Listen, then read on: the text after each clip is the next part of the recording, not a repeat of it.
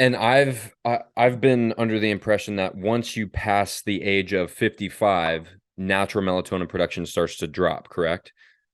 So Yeah, sleep. in that Go sense, ahead. would it be okay to use a lower dose of melatonin on a more regular basis?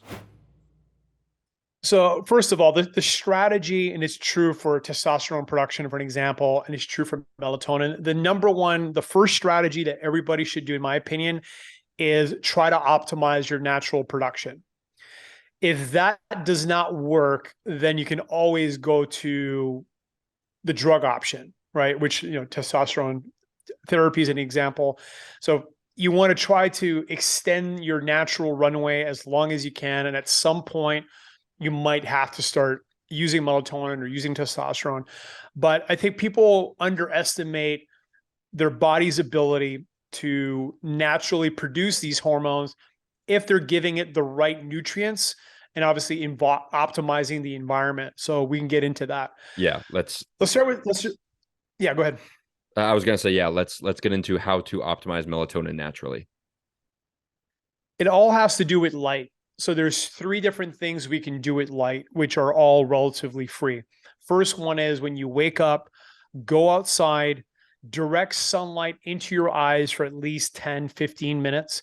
For those of you that live in brutally cold climates like I used to in Canada, there is some other options. There's a device called Retimer. It's these weird looking glasses that will shine blue light directly into your eyes.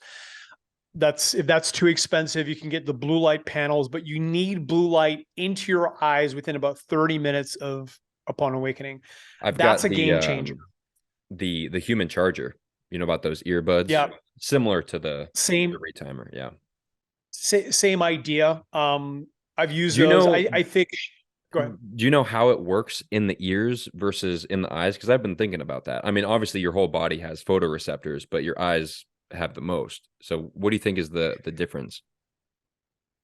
I think going straight to the eyes is better. Obviously, you're shining light into your brain through the ear canal with the human chargers, and really your eyes are an extension of your brain.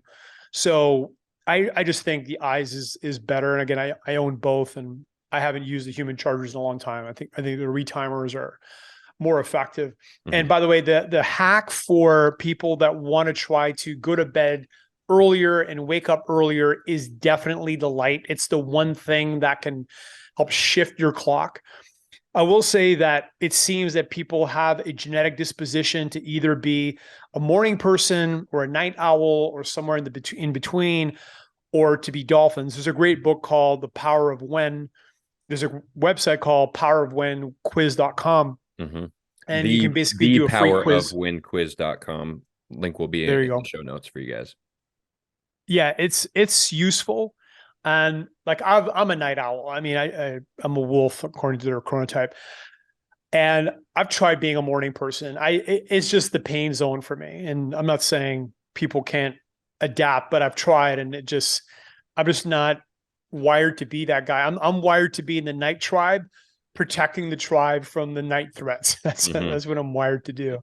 I love being awake, and it's more of a struggle for me to go to bed than to wake up early. Anyways, so light's critical. That starts your clock. And then about 90 minutes before bed, and this is critical for natural melatonin production, you need to dim the lights. Okay, dim the lights. You can wear blue light blocking glasses, those help as well.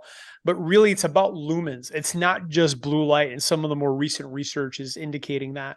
So, whether you turn off all the lights in your house and use salt lamps, or those little motion sensor lights for babies and kids when people wake up at night, you want to be able to see around the house. But ideally, you're really, really diminishing the amount of light in your environment 90 minutes before bed, because what happens is the light will destroy the melatonin in literally minutes. And that's a really important point. When you're taking melatonin, you want to be in bed, lights off, and then you take the melatonin.